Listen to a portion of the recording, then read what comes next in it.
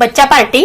आज आपण शिकतोय इयत्ता 6वी विषय गणित आणि पाठाचं नाव आहे कोन। तर कोन शिकतोय आपण। तर जरा आठवूया, खालील चित्रात दिसणारे कोन पहा, त्यांचा प्रकार ओळखून त्या चित्राखाली लिहा। तर आपल्याला ही घड्याळ दिसते आहे आणि घड्याळमधील एक काटे दिसते। तर हा कोणता कोन आहे बरं? आठवा। तर हा आहे विशाल कोन। ही कात्री दिसत आहे, कात्रीमध्ये जो कोन झालेला आहे तो आहे काटकोन। आणि हा पक्षी आणि पक्षीच्या चोचीमध्ये जो मासा आहे आणि तो एक कोन तयार झालेला आहे तर हा कोन लघुकोन। तर आता आपण खालील सारणी पूर्ण करा।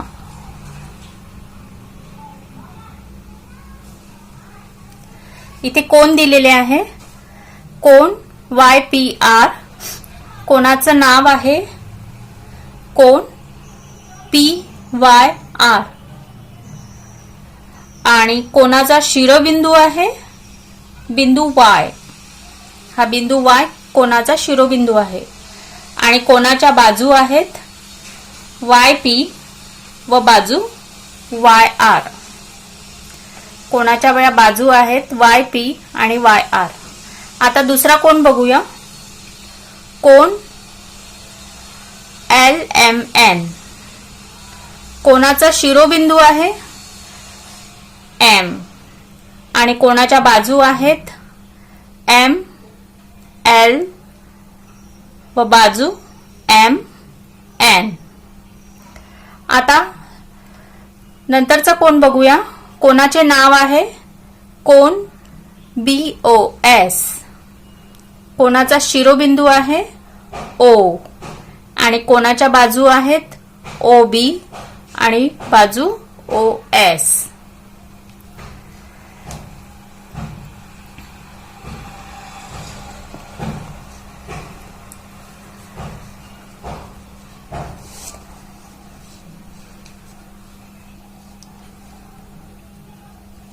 तर आता हे करून पाहायचं आहे आपल्याला। इथे निरनिराळ्या आकृती दिलेल्या आहे, या आकृतींवरनं आपल्या लक्षात येईल कोनाचे प्रकार। तर कोनाचे प्रकार बघूया आपण। सर्वप्रथम ही A आकृती बघूया। A आकृती ही शून्य कोन आहे, हा शून्य कोन आहे।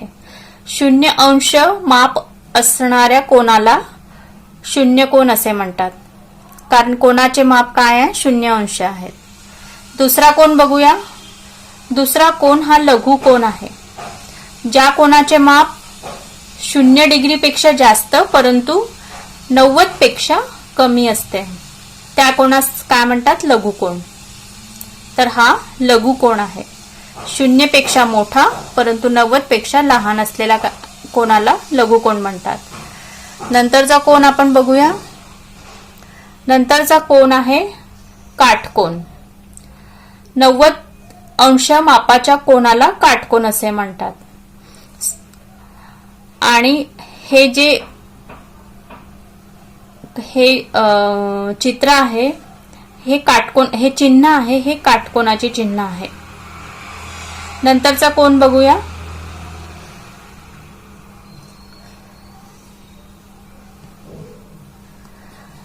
नंतरचा कोन आहे हा कोन विशाल कोन। आकृती D बघतोय आपण, विशाल कोन। तर ज्या कोनाचे माप 90 पेक्षा जास्त परंतु 180 डिग्रीपेक्षा कमी, ज्या कोनाचे माप 90 अंशापेक्षा जास्त परंतु 180 अंशापेक्षा कमी असते त्या कोनास काय म्हणतात? विशाल कोन। तर हे चित्र D काय आहे? विशाल कोन आहे। आता आपण बघूया सरळ कोन। आकृती नंबर E ही सरळ कोन आहे। 180 अंश मापाच्या कोनाला सरळ कोन असे म्हणतात। हा 180 अंश मापाचा कोन आहे, तर त्याला काय म्हणतात? सरळ कोन। हा पूर्ण सरळ आहे। त्यानंतर बघूया आपण चित्र F। यामध्ये दिलेला आहे प्रविशाल कोन। तर प्रविशाल कोन ज्या कोनाचे माप 180 अंशापेक्षा जास्ती परंतु 360 अंशापेक्षा कमी असते त्या कोनास प्रविशाल कोन असे म्हणतात. तर आता आपण हा आकृतीत हा कोन बघतोय, 2 काड्यांनी तयार केलेला हा प्रविशाल कोन आहे. तर नंतरचा कोन बघूया आकृतीमध्ये जी 360 अंश मापाच्या कोनाला पूर्ण कोन म्हणतात. तर हा पूर्ण कोन आहे. 360 अंश मापाच्या कोनाला पूर्ण कोन असे म्हणतात. तर कोनाचे प्रकार आपल्या लक्षात आलेले आहेत.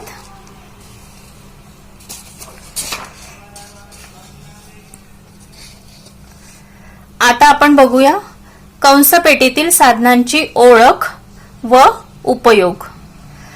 तर कंसपेटीतील साधनांची हा कोन मापक आहे, ही मोजपट्टी आहे, हा कंपास आहे. हे या वरील साधनांचा उपयोग आपण भौमितिक रचना करण्यासाठी करतो. त्यानंतर हे कर्कटोक आहे. कर्कटोक दोन्ही बिंदूतील अंतर मोजण्यासाठी या कर्कटोकचा उपयोग करतात. त्यानंतर हा आहे गुण्या. कंपास पेटीत असणारे 2 गुणे. प्रत्येक कंपास पेटीत भौमितिक रचनेसाठी आपण जी कंपास पेटी वापरतो त्यामध्ये ही गुणे असतात. तर ही 90 अंश, 30 अंश, 60 अंश, 45 अंश हे कोन काढण्यासाठी यांचा उपयोग होतो.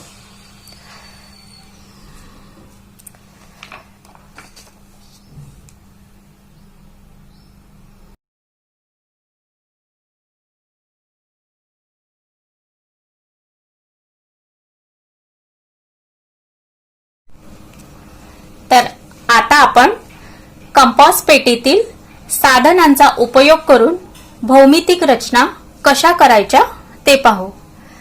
तर हे कोन मापक आहे, ही स्केल पट्टी आहे, हे कर्कटोक आहे, हा कंपास आहे. या कंपास मध्ये पेन्सिल टाकलेली आहे ज्याने आपल्याला कंस मारायचा आहे. हा इरेजर आहे आणि हे विविध अंशाची गुणे आहेत. ही बघा कोन ज्याने आपण कोन काढू शकतो. विविध ही गुणे, याला गुणे म्हणतात. तर आता आपण ह्या सर्व साधनांचा उपयोग करून भौमितिक रचना कशा करायच्या ते पाहूया.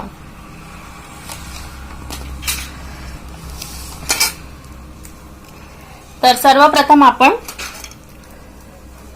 कंपासच्या साहाय्याने कोन दुभाजक काढणे हे बघूया.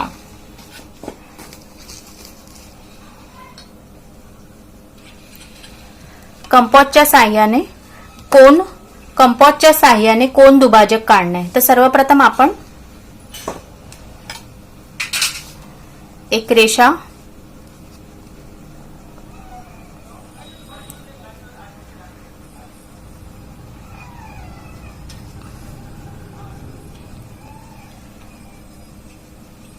आठ सेंटीमीटरची 2 बिंदू घेतले.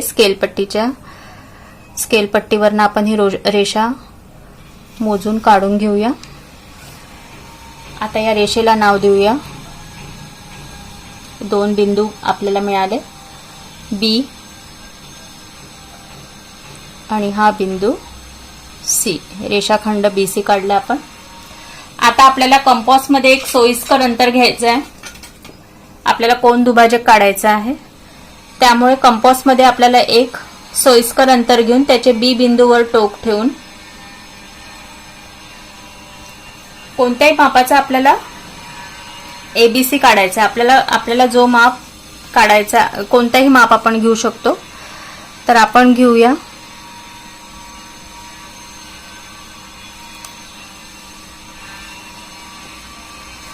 एबीसी. आपल्याला कंपासच्या साहाय्याने कोन दुभाजक काढायचा आहे. तर आपण घेतला 50 अंशाचा कोन.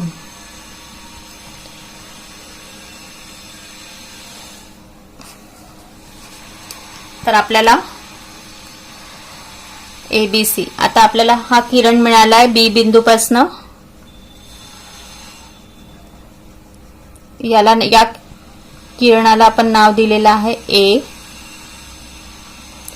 आता आपण हा जो कंपास आहे यामध्ये एक सोयीस्कर अंतर घेऊन त्याचे टोक बिंदूवर ठेवून किरण बी ए आणि किरण बी सी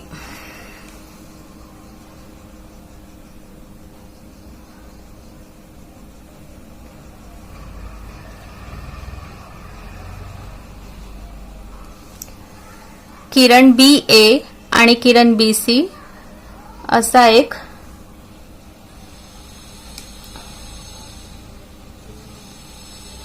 छेदणारा कंस काढूया. पुरेसं अंतर घेऊ.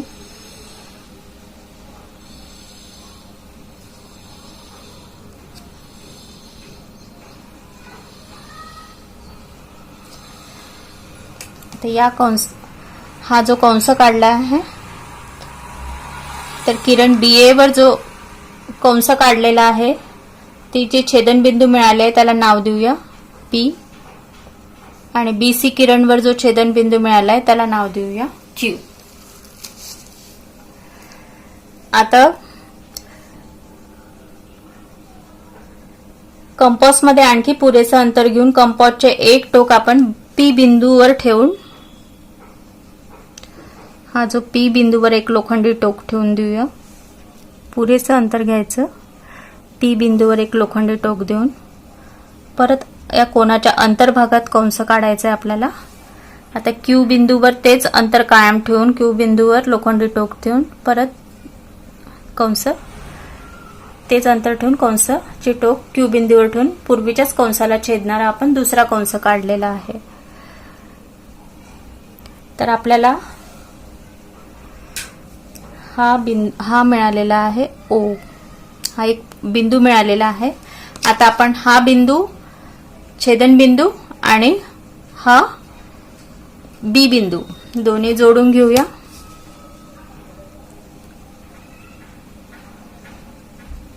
स्केल पट्टीच्या साहाय्याने.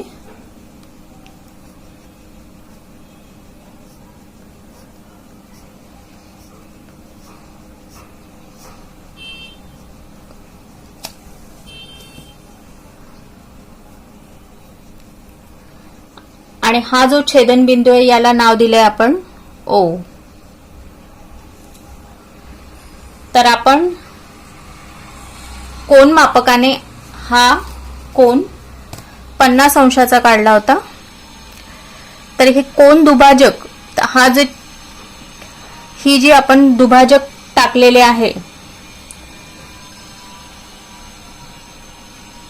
तर आपला हा किरण बीओ हा काय आहे कोन दुभाजक आहे. तर आता तुम्ही बघू शकता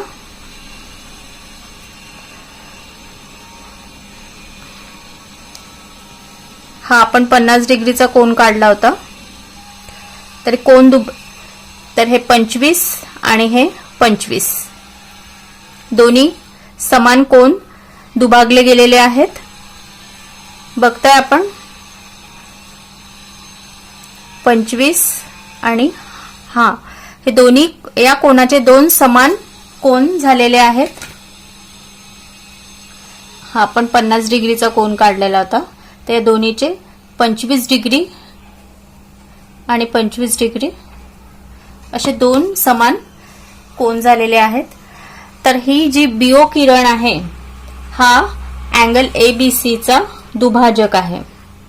किरण बीओ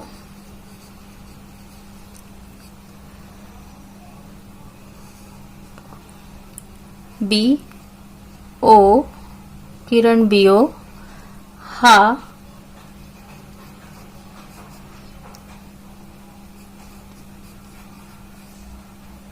कोन एबीसी चा काय आहे दुभाजक आहे.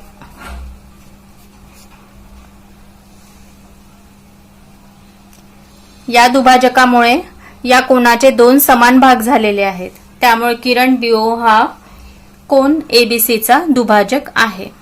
तर आता आपण बघितले आहे की या कंपासच्या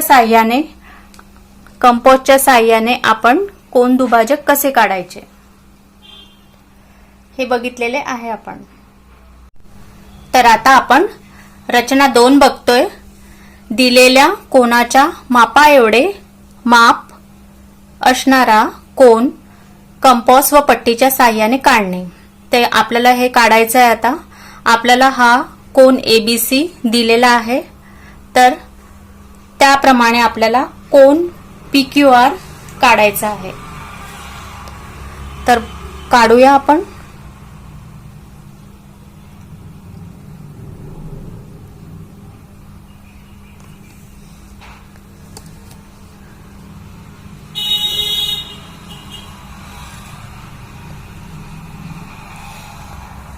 सर्वप्रथम आपण किरण काढून घेऊया.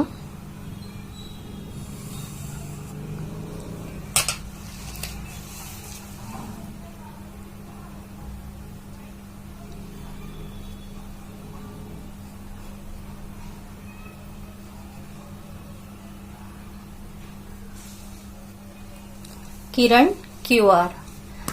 आता हा जो कंपास आहे, या कंपास मध्ये एक ठराविक अंतर घेतलेले आहे. त्या अंतराने आपल्याला किरण BA आणि किरण BC या दोन्ही किरणांना छेदणारा कंस टाकायचा आहे बिंदू B शिरोबिंदूपासून. तर हे लोखंडी टोक कंसाचे मी B बिंदूवर ठेवते आणि या दोन्ही किरणांना छेदणारा एक कंस टाकते. तर आता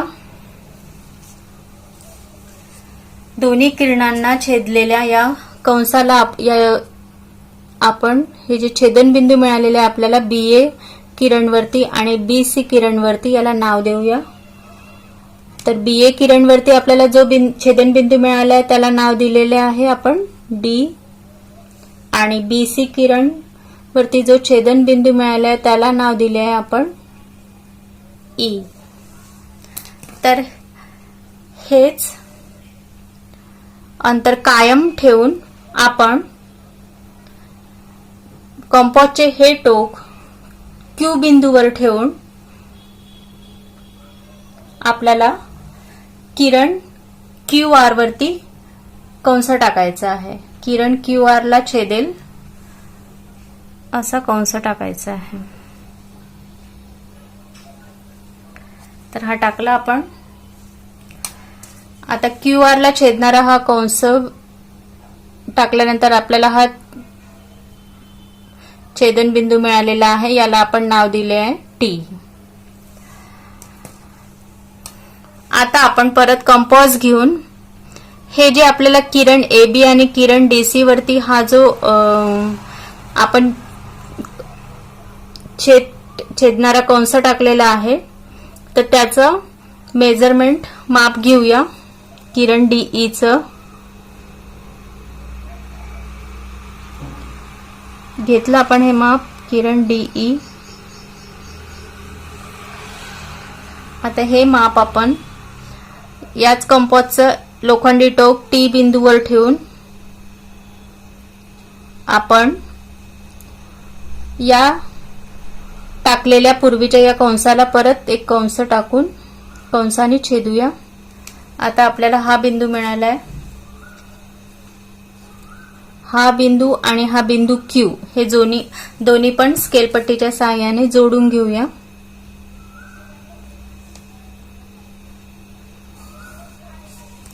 जोडले आपण. आता आपल्याला मिळाला किरण P, आणि किरण P वर हा आपण जो कंस टाकलेला आहे छेदणारा छेदनबिंदूस आपण नाव देऊया S. हा आपला छेदनबिंदू आहे S. तर यावरनं लक्षात येईल आपल्या की किरण ABC आणि किरण PQR हे दोन्हीही सारख्या मापाचे कोन आहेत. म्हणून किरण ABC बरोबर किरण PQR. लक्षात आलं आपल्या की आपण हा कोन कंपासच्या साहाय्याने काढलेला आहे आणि टाकलेला आहे. कंपासच्या साहाय्याने आणि पट्टीच्या साहाय्याने टाकलेला आहे.